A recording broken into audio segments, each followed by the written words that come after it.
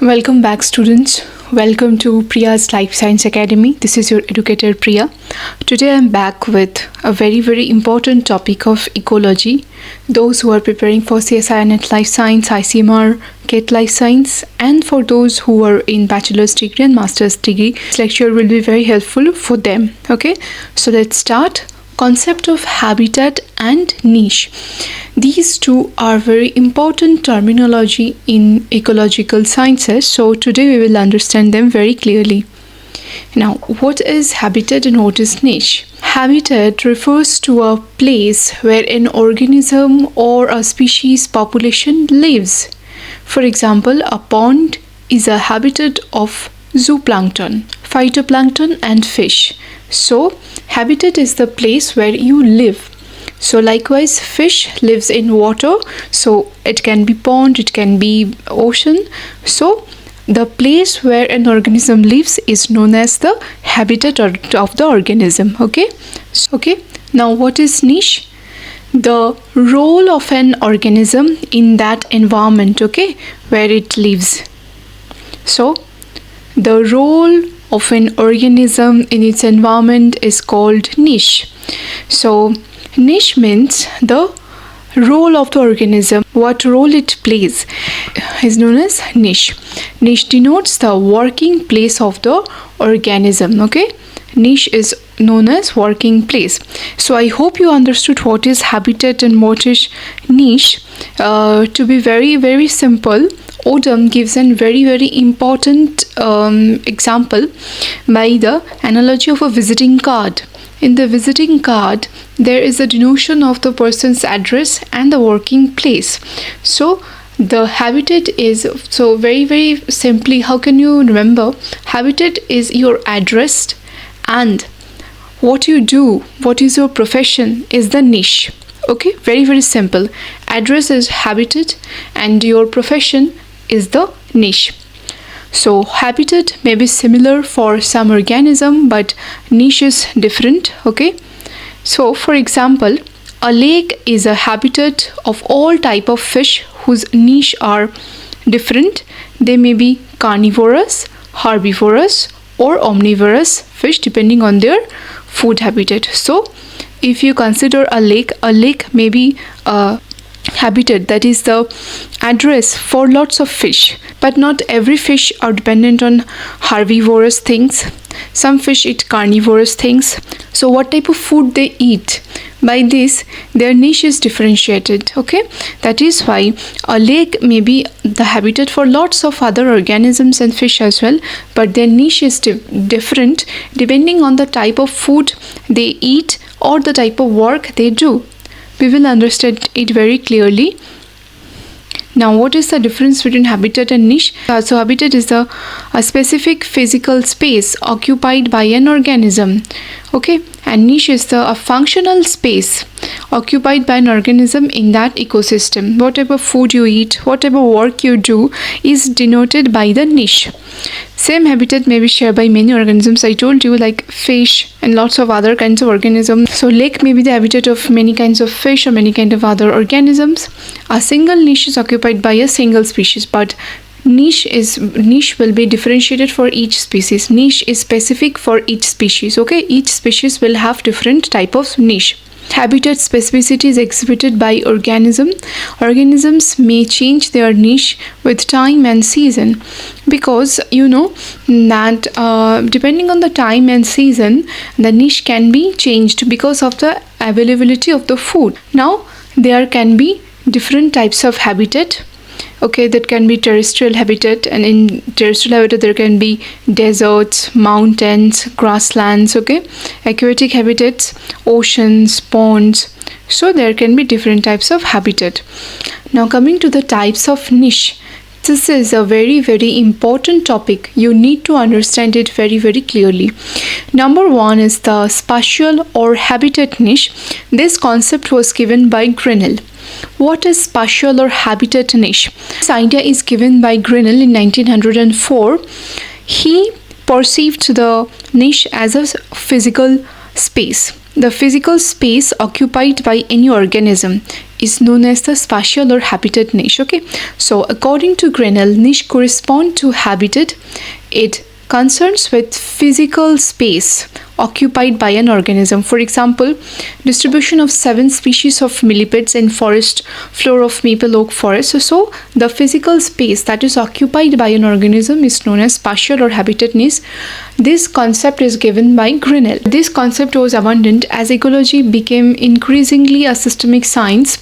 Scientists wanted to put a very holistic approach and the functional space in the niche. So this concept was abundant and new concepts came into play. So the next is tropic niche. What is a tropic niche? This concept was given by Odom. According to Odom, the niche is a tropic position of an organism. What is tropic position? You can see here that according to the ecosystem, the food chain, that who eats who. So this is known as the tropic position. What is the position of a cat? What is the position of a dog? What is the position of a frog? So this is according to the food they eat. The tropic position is destined. So you can give this example, occurrence of various species of birds in Galapagos Islands also, like whatever food they eat, according to that the niche is depicted, and that is known as tropic niche. The third concept is the hypervolume niche. This is the holistic approach given by Hutchinson. Okay, it's very important thing. Every aspects and every parameter is considered here. Okay, so this is the most holistic concept, that is of Hutchinson, who combined the ideas of habitats and functions. The Hutchinson niche is an n-dimensional hypervolume. Okay, what is n-dimensional hypervolume? Where the dimensions are environmental factors and resources. Okay, because to live in a specific kind of environment, there are lots of other factors involved. Not only tropic position, but also the environmental factors, the resources involved. So lot more other variables or parameters are there.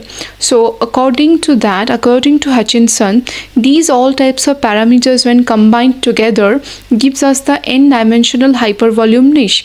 So niche is dependent not only in one factor, niche is dependent on lot of other environmental factors and resources as well. So that is known as n-dimensional hypervolume. N means it can be it can be 2 factor, it can be 3 factor, it can be innumerable factors. Okay, where the dimensions are environmental conditions and resources that define the requirements of an individual. Okay, so what is hypervolume?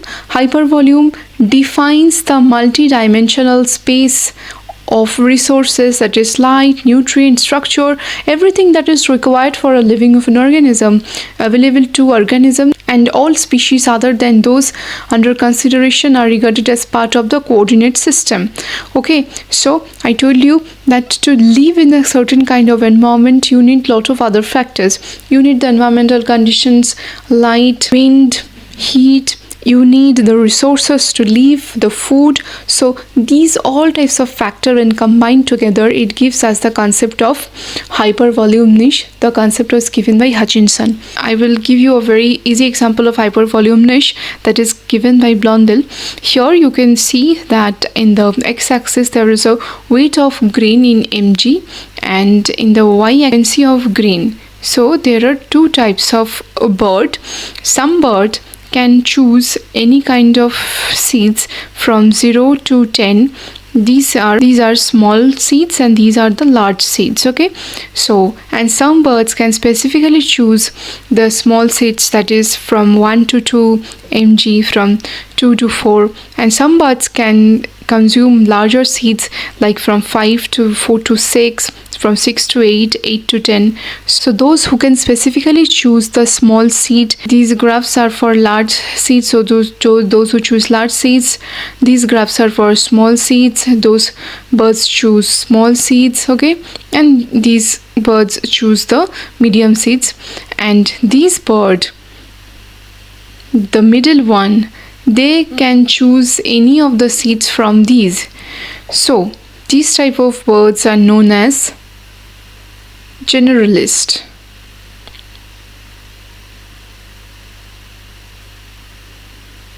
Okay, And these type of birds who can choose only small seed, who can choose medium seeds, who can choose large seeds, these birds are known as specialists. So the birds who are generalists, wasting some of the time and energy in choosing the kinds of seeds they can have. If they choose very small seed, they are not fed well. They have to again waste energy to find large seeds. And again, if they choose larger seeds, they are not able to eat it whole. They are not able to break it whole. Then they again have to use energy to find another one. But the specialist species, those species know that what type of seed suits them much. The birds which choose the larger seeds have larger beaks. The birds which choose the smaller seeds have fine beak. So these are the case. And now what is the point? The point is, if I say that a bird who chooses a seed from 6 to 8 mg, that is the large seed, 6 to 8 mg, the large seed. I have a question to you, that you know that these birds choose 6 to 8 mg seed. Do this bird will choose the same seed in any kind of environment? The answer is no, because the bird can choose smaller seed when shifted to a different environment, or larger seed than 6 to 8 mg when shifted to another kind of environment. Or it can choose same seed. You never know, because you have one factor, that is environmental factor, which is uncontrollable. So depending on the environmental factor, the birds can choose the type of seed they want to eat. Okay, so this is known as hypervolume niche, where lots of other factors are also involved. Each species shows references with respect to other parameters as well. In this case, there are three factors needs to be considered, that is the size of the grain, rainfall, temperature. Okay, so depending on that, this is the hypervolume niche, where you have to consider the size of the grain, the amount of rainfall, and the temperature. So when we plot in 3 axes, we are getting the hypervolume niche. So this is a simplified diagram which gives us the idea of ecological hypervolume niche. Okay, so I hope you understood that how does a niche is defined for an organism.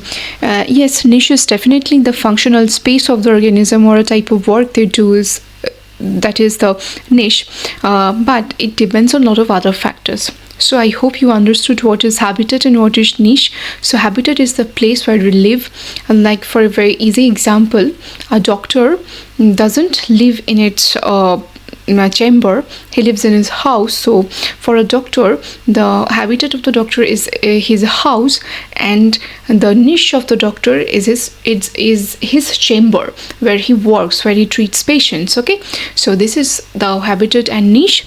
Now we will study two very important categorization of niche, that is fundamental niche and realized niche. Okay, so you know there are a lot more environmental factors which we term as abiotic factors: rainfall, light, salinity, pH. Those are the factors very much important for the living of an organism. These abiotic factors actually affects on the distribution of species. Some species can tolerate a relatively wide range of conditions, and some cannot. So what is the fundamental niche? Each species usually functions best over only a limited range of abiotic conditions. I told you that there are lots of abiotic conditions with which the growth of organism depends. So and I told you some organisms can tolerate a wide range of environmental condition, and each species usually functions best over only a limited range of abiotic condition, known as species physiological optimum or fundamental niche. Okay, So fundamental niche means a condition where you can function the optimum, where your capacity will be optimum. Okay, and this term was coined by Grinnell again 1917. Okay, and what is realized niche?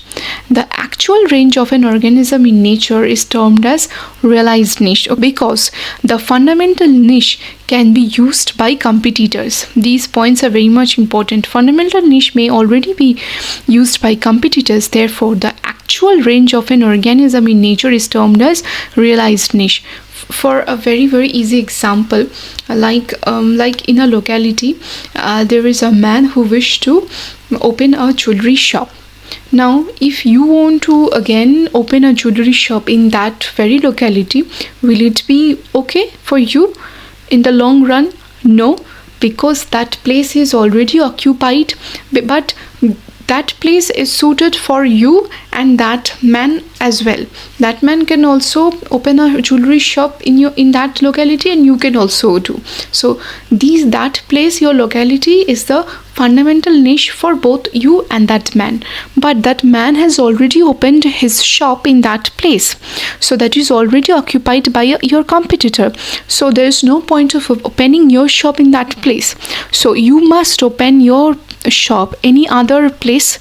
Okay, so that is the realized niche. When you know that your fundamental niche is being occupied by others, so you have to choose another place where there are less competitors. So that is known as realized niche. The actual position that is occupied by an organism is known as the realized niche.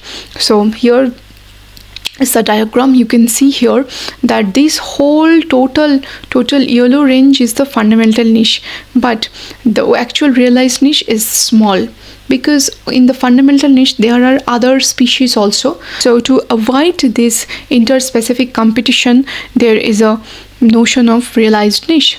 Now, coming to these points, these are very much important. When fundamental niche is greater than realized niche, there will be inhibition or competition. Okay, because if you don't want to be in a realized niche, if you want to be in fundamental niche, no, I will not go to other place, I will open my shop in that place only. So there will be competition and inhibition. When fundamental niche is equal to realized niche, like when you and your neighbor both are okay with the fact that fundamental niche will be equal to realized niche, then there will be tolerance, because you both are tolerating each other. And when fundamental niche is smaller than realized niche, then there will be facilitation or symbiosis. You are leaving that locality and you are opening your shop to the other place. So your fundamental niche is smaller, but your realized niche is bigger. You are grasping a lot more other places to open your shop. Not only you are not sticking with your own locality, but you are getting access to other places as well. So you are getting access to other realized niches as well. So in that position, in that case, there will be facilitation or symbiosis. That means you are opening your shop very nicely. That man is also opening their shop, opening his shop nicely. So there will be symbiosis. There will be no competition, no inhibition. Okay, so this is one very important and easy example to understand the reality of fundamental and realized niche. You know, there are two types of barnacles. One is thalamus and one is balanus. This study was done in Scotland, seashore of Scotland, where we can see that the thalamus tend to live in the upper part of the rock, and the balanus tend to live in the lower part of the rock. So you can understand that this is the realized niche for thalamus, and this is the realized niche for the balanus. Now, in order to understand that whether this thalamus only stays in the upper part of the rock, or there are some interspecies competition. So to understand the interspecific relation between them, what the ecologist Cornell do. So this study was done by Joseph Cornell. So what he did, he removed the balanus from this place at several times, and what he noticed that this lower part is covered by thalamus formerly occupied by balanus. So what did he get? He get that yes, this whole place is the fundamental niche for thalamus, but due to the interspecific competition by balanus, as because when balanus is there, balanus is occupying the lower part of the rock, so thalamus is shifting its niche to the higher part. That is why this higher part is the realized niche thalamus. So I hope you understand that initially the fundamental niche for thalamus is the whole of the rock, but when balanus came, due to the interspecific competition, balanus just thrived this place and it occupied the lower part. That is why thalamus shifted its niche to the higher part. So that is why thalamus realized niche is the upper part. So you can understand thalamus's realized niche is the upper part and balanus's realized niche is the lower part, but the fundamental niche for thalamus is the whole of the rock. Okay, and the fundamental niche for balanus is the lower part, but thalamus can strive all of the rock. So here we can say that the fundamental niche of the thalamus is whole of the rock, but because of the interspecific competition, it shifted its place to the higher part. So that is why this is the realized niche of the thalamus. I hope you understood what is fundamental niche and what is realized niche. So to avoid the interspecific competition, you need to shift to the realized niche. So conclusion, interspecific competition made the realized niche much smaller than the fundamental niche for thalamus. Okay. I hope you understood, students. Thank you for listening. Keep learning. I'll come back with lot more other chapters. Fight for your dreams and your dreams will fight for you. Thank you.